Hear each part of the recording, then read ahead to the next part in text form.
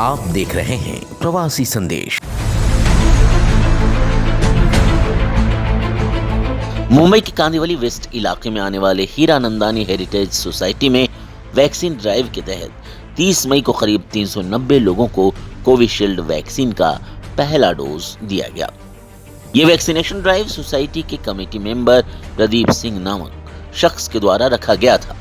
प्रदीप सिंह ने सोसाइटी मेंबरों को शुरू में बताया कि सोसाइटी के सभी रहवासियों को शहर के कोकिलाबेन हॉस्पिटल द्वारा टीका लगाया जाएगा, लेकिन 30 मई को सोसाइटी में अलग अलग हॉस्पिटलों द्वारा टीकाकरण किया गया।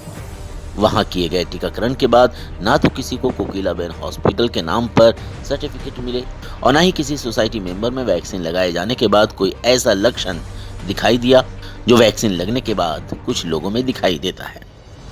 30 मई को हमारे यहाँ पे एक वैक्सीनेशन ड्राइव हुआ था। हमारे बिल्डिंग के सोसाइटी कमेटी ने ये ड्राइव रखा था।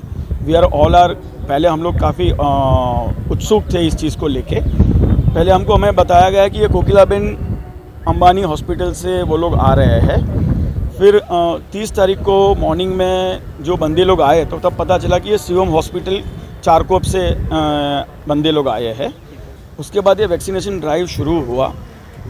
विद सरप्राइज़ हमने देखा कि वो लोग कोविन के अंदर अपलोड नहीं कर रहे थे डिटेल्स, वो लोग अपलोड कर रहे थे ये अपना एक्सेल के अंदर। फिर उसके बाद हमें अंदर वैक्सीन लेने के लिए अंदर हम लोग जा रहे थे हमारे क्लब हाउस के अंदर।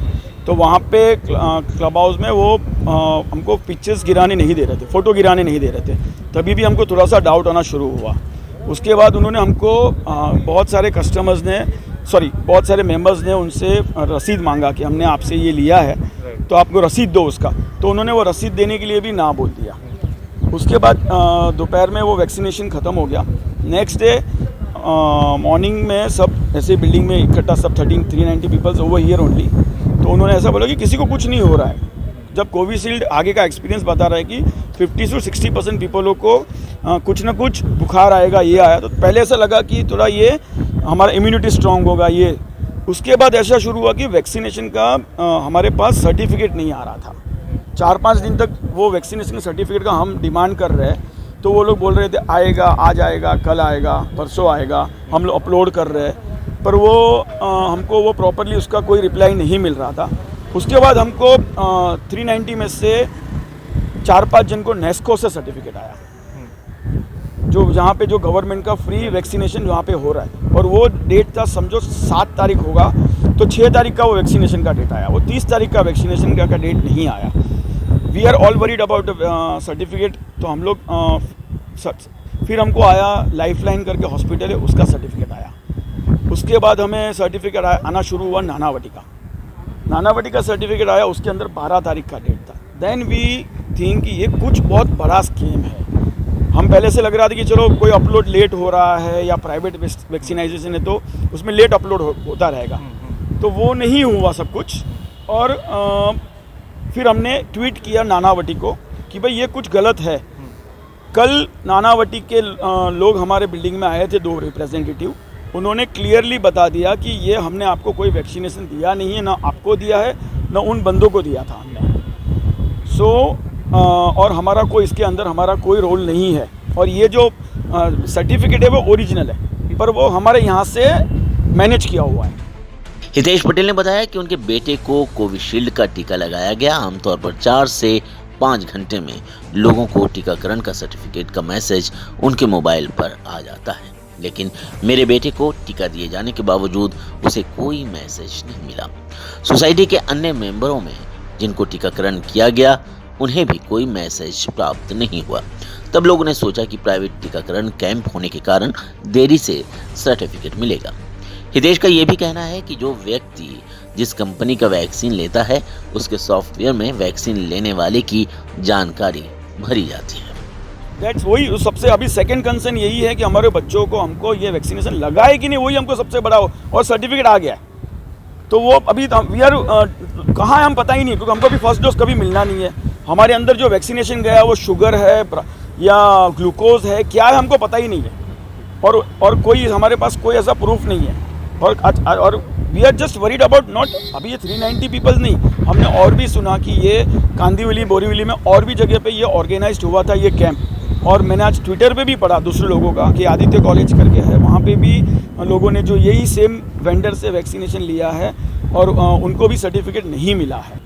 ये हमारे कमेटी ने ये इनिशिएटिव लिया था, जो कमेटी का कोई इंटेंशन नहीं था रॉन्ग, बट आई थिंक उनको कोई गलत लोग मिल गए।